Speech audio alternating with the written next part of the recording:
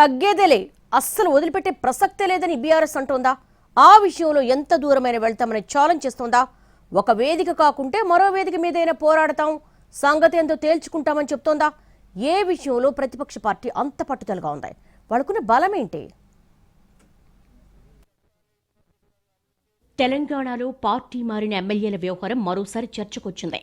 వాళ్ల మీద అనర్హత వేటేయాలంటూ ఎప్పటినుంచో పోరాడుతోంది బీఆర్ఎస్.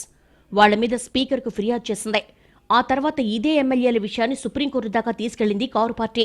స్పీకర్ నిర్ణయం తీసుకోకపోవడంతో చాలా రోజులు పెండింగ్లోనే ఉంది ఈ కేసు.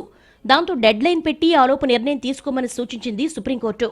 ఆ మేరకు చెప్పిన టైంలోగానే తన నిర్ణయం ప్రకటిస్తూ ఆ 10 మంది పార్టీ మారారని చెప్పడానికి సరైన ఆధారాలు లేవంటూ తీర్పునిచ్చారు స్పీకర్. దాని ఆధారంగా బీఆర్ఎస్ వేసిన కేసును కొట్టేసింది సుప్రీం.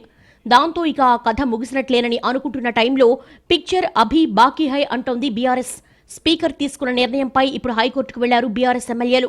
తమ పార్టీ తరపున గెలిచి కాంగ్రెస్లోకి వెళ్లినప్పటికీ స్పీకర్ వాళ్ళని ఇంకా బీఆర్ఎస్ ఎమ్మెల్యేలుగానే గుర్తిస్తున్నారంటూ కేసు ఫైల్ చేశారు.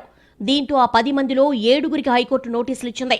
వారితో పాటు తెలంగాణ అసెంబ్లీ స్పీకర్ కూడా నోటీసులు జారీ చేసింది. మిగతా 3 కూడా త్వరలోనే ఇష్యూ అవుతాయని, ఈ విషయాన్ని ఇక్కడితో వదిలేదే లేదంటోంది బీఆర్ఎస్. ఈ క్రమంలో నోటీసులు అందుకున్న ఎమ్మెల్యేలంతా కౌంటర్స్ దాఖలు చేయాల్సిందే. ఈ కేసు విచారణను వచ్చే నెల 16కు వాయిదా వేసిన హైకోర్టు ఎట్టి పరిస్థితుల్లో దీన్ని వదలబోమని, పార్టీ మారిన వాళ్లు డిస్క్వాలిఫై అయ్యేదాకా న్యాయ పోరాటం చేస్తామనంటోంది గులాబీ అధిష్టానం. తాము సుప్రీంకోర్టును ఆశ్రయించడం వల్లే స్పీకర్ ఇంత త్వరగా నిర్ణయం తీసుకున్నారంటూ గుర్తు చేస్తున్నారు ఆ పార్టీ నాయకులు. ఇప్పుడు ఇదే స్పీకర్ నిర్ణయాన్ని తప్పుపడుతూ హైకోర్టులో మరో పిటిషన్ వేసి ఆ ఎమ్మెల్యేలకు నిద్ర లేకుండా చేస్తున్నామని అంటున్నారు. ఇదే సమయంలో గతంలో బీఆర్ఎస్ అధికారంలో ఉన్నప్పుడు తెలుగుదేశం, కాంగ్రెస్ పార్టీల నుంచి ఎమ్మెల్యేలను చేర్చుకోవడాన్ని సమర్థించుకుంటున్నారు కారు పార్టీ నాయకులు. అప్పట్లో తాము పూర్తిగా ఆ శాసనసభా పక్షాన్ని విలీనం చేసుకున్నామని అంటున్నారు. ఇప్పుడు ఆ పరిస్థితి లేదు కాబట్టి తమ గుర్తు మీద గెలిచి వేరే పార్టీలోకి వెళ్లిన ఎమ్మెల్యేలను అస్సలు వదిలిపెట్టబోమని చెప్తున్నారు. ముఖ్యంగా ఖైరతాబాద్ నియోజకవర్గంలో తమ పార్టీ గుర్తుతో గెలిచిన దానం నాగేందర్ ఏకంగా కాంగ్రెస్ బీఫామ్ మీద సికింద్రాబాద్ ఎంపీ అభ్యర్థిగా పోటీ చేసిన విషయాన్ని కోర్టు దృష్టికి తీసుకువెళతామని అంటున్నారు.